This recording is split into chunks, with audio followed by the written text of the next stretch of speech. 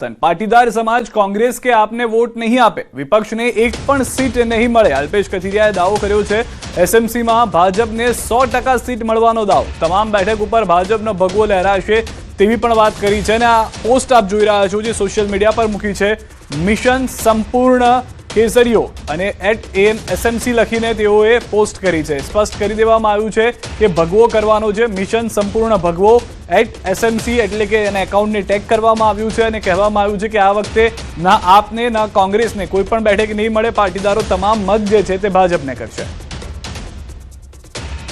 કોંગ્રેસનું તો અસ્તિત્વ જ નથી, 0 સીટ ઉપર લડી રહી છે, છેલ્લા ઘણા સમયથી 0 સીટ છે। અને આપને પણ જ્યારે પાસ ને કોંગ્રેસના જે માહોલમાં એને તકની લાભ મળી હતી એટલે તકનો ફાયદો હતો, એમાંથી પણ આજે માણગણિયા ગાંઠિયા કોર્પોરેટરો વધ્યા છે। ત્યારે સંપૂર્ણ સુરતને અંદર આવનારા દિવસમાં ભગવો કઈ રીતે લહેરાય, 10 વર્ષથી આ વિસ્તારની અંદર કોર્પોરેશનના વિસ્તારની અંદર પાટીદાર સમાજને સૌરાષ્ટ્રની જ્યાં વસ્તી વસે છે એવા વિસ્તારની અંદર કોંગ્રેસ અને આપનું શાસન રહ્યું છે, જેનાથી વિસ્તારને પણ ઘણા બધા નુકસાન રહ્યા છે। 2-3 ગણિયા ગાંઠિયા કોર્પોરેટરને બાદ કરતા કોઈ પણ કોર્પોરેટરે 5 વર્ષમાં આવ્યા કોઈ કાર્ય કર્યા નથી। સ્થાનિક સ્વરાજની આગામી ચૂંટણીને લઈને ભાજપ દ્વારા કમલમ કાર્યાલય ખાતે મહત્વપૂર્ણ બેઠક યોજાઈ। બેઠકમાં આવનારી ચૂંટણી માટે વ્યૂહરચના તૈયાર કરવા સાથે પ્રચાર, પ્રવાસ અને સંચાલન જેવા મુદ્દાઓ પર વિસ્તૃત ચર્ચા કરવામાં આવી, જેમાં પ્રદેશ અધ્યક્ષ જગદીશ વિશ્વકર્માની અધ્યક્ષતામાં ચૂંટણી સમિતિ ચર્ચા કરી હતી। ગોરધન ઝડફિયાની આગેવાનીમાં 8 સભ્યોની પ્રદેશ ચૂંટણી કમિટી રચવામાં આવી છે, જ્યારે શહેર અને જિલ્લા સ્તરે પણ 4 સભ્યોની કમિટીઓ બનાવવામાં આવી છે।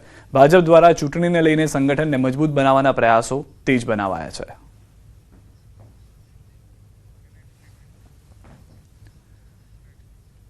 રાજ્યમાં સમાન નાગરિક સંહિતા યુસીસી લાગુ કરવાની દિશામાં મહત્વપૂર્ણ પગલું ભરાયું છે। ઉત્તરાખંડ મોડલ અપનાવવાની હિલચાલ તેજ થઈ ગઈ છે।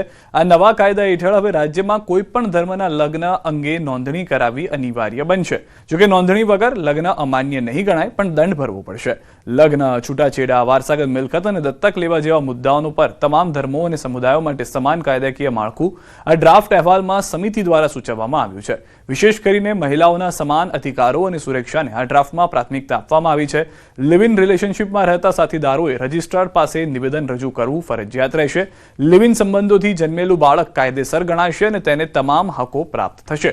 હવે રાજ્ય સરકાર 24મી કે 25મી માર્ચે યુસીસી વિધેયક ગૃહમાં લાવશે। આ વિધેયક પર ચર્ચા પણ કરવામાં આવશે। તો મોટા સમાચાર છે ખૂબ જ, કારણ કે યુસીસી બિલની જે મહત્વની મોટી વાતો છે તે અત્યાર સુધીમાં જે બહાર આવી છે તે પ્રમાણે લિવ ઇન રિલેશનશિપમાં રહેતા લોકો માટે પણ આ યુસીસીની અંદર કાયદા બનાવવામાં આવ્યા છે। છૂટાછેડાની પ્રક્રિયા તમામ ધર્મો માટે પણ સમાન કરી દેવામાં આવી છે। જો કોઈ વ્યક્તિ લગ્ન કરે છે, રજીસ્ટ્રેશન નથી કરાવતા, તો તેઓને દંડ પણ ભરવો પડશે। આમ અલગ અલગ મુદ્દાઓ જે છે તે યુસીસીમાં રાખવામાં આવ્યા છે।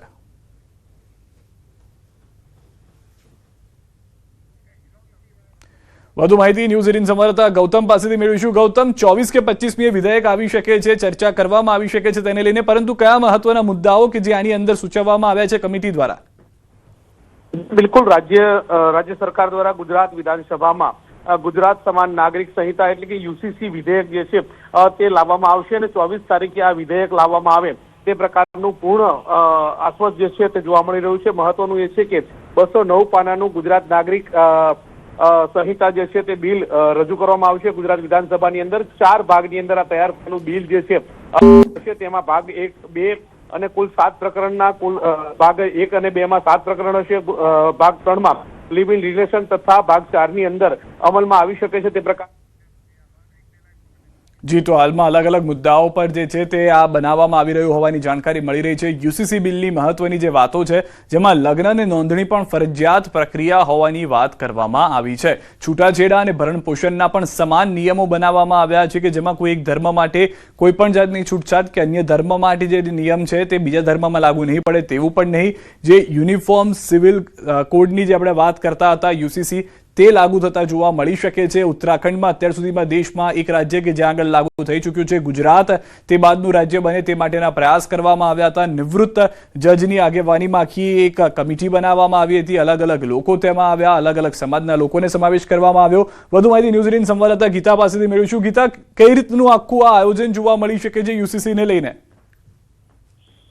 જી, આજે કેબિનેટમાં વિસ્તૃત ચર્ચા થઈ છે અને આગામી સમયમાં સમાન સિવિલ કોડનું જે બિલ છે તે વિધાનસભામાં પસાર થશે. હું આપણે કહેવા માંગીશ કે આ બિલ જે છે તે 209 પાનાનું છે, જેમાં લગ્ન, છૂટાછેડા, લગ્નની વિધિ, લગ્નના કરાર માટેની શરતો, લગ્ન અને છૂટાછેડાની નોંધણી માટેના નિયમો, તે સિવાય દાંપત્ય અધિકારોની પુનઃ સ્થાપના, છૂટાછેડા રદ બાબત, વારસા હક, ઉત્તરાધિકારો, હકુમત અને કાર્યરીતિ, વસિયત, વારસા હક જેવા એટલા બધા પોઈન્ટ અને એટલા બધા ડિટેલમાં છે. મૃતક વ્યક્તિની મિલકતનું રક્ષણ એટલું જ નહીં, પરંતુ જે જન્મ લેનાર વ્યક્તિઓ એટલે કે જે ગર્ભમાં જે બાળક હોય ત્યાં સુધીની સ્પષ્ટતા આ બિલમાં કરવામાં આવી છે. પ્રોબેટ વહીવટપત્ર, મૃતક વ્યક્તિની અસ્કયામતનો વહીવટ, મૃતકની મિલકત વારસામાં જતા તે મિલકતના પ્રતિનિધિત્વનો હક, ખાસ કરીને જે મુસ્લિમ મહિલાઓ છે તેને તેઓમાં પણ અગાઉ શરીયતના રૂલ લાગુ થતા હતા, પરંતુ સમાન સિવિલ કોડ લાગુ થવાથી તેઓને પણ હવેથી આ જ જી, તો એક તમામ ધર્મના લોકો માટે આ લાગુ રહેશે, પરંતુ વિધેયક જે આવે છે તેને લઈને હવે ચર્ચા કરવામાં આવશે.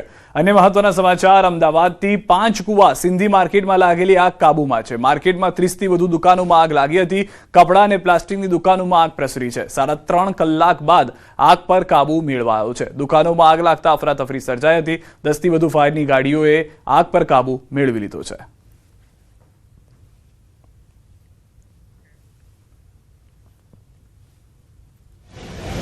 रेवड़ी बाजार जहाँ कपड़ा मार्केट है वहाँ पे फायर थी.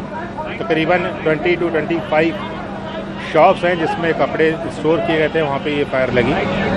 शॉप्स काफ़ी आसपास थी और कपड़े पूरे भरे हुए थे, इसका फायर बहुत जल्दी फैली है. और 5 का फायर स्टेशन जो हमारा फर्स्ट रिस्पॉन्ड व्हीकल्स था वहाँ से आया और उसका फायर की इंटेंसिटी देखते हुए नंबर ऑफ व्हीकल्स रवाना किए गए. अभी तकरीबन 23 फायर व्हीकल्स जिसमें अपने गजराज, फर्स्ट रिस्पॉन्ड व्हीकल्स और इमरजेंसी रिस्पॉन्स टेंडर्स अवेलेबल हैं साइट में. साथ में ही तकरीबन 75 to 80 फायर जवान और फायर अधिकारी यहाँ पे अवेलेबल हैं. આ તરફ વડોદરામાં સમાચેતક બ્રિજ પર લાગી છે ભીષણ આગ. ગેસ લાઇનમાં લીકેજ થતા આગ ભભૂકી ઉઠી છે. આગની મોટી મોટી જ્વાળાઓ જોવા મળી રહી છે. ફાયર બ્રિગેડ દ્વારા આગને કાબૂમાં લેવાનો પ્રયાસ શરૂ કરાયો છે.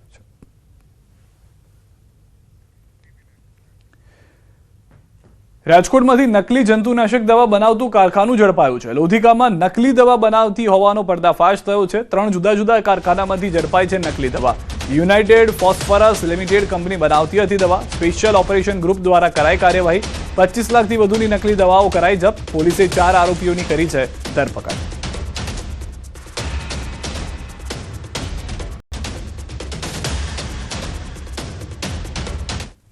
કોપી કરીને નામ ચેન્જ કરીને એનો એરિસ ARIS, બાકી એનો આઉટ જો બોટલની પેકિંગ છે આ એજ ઇટ ઇઝ રાખવામાં આવી. આઈરિસની જગ્યા એરિસ કરીને આ દવા વેચવામાં આવતી હતી. એનો કેમિકલ જો કમ્પોનેન્ટ છે એ પણ એ લોકો વેરીફાઈડ આ લોકો પાસે નહોતો.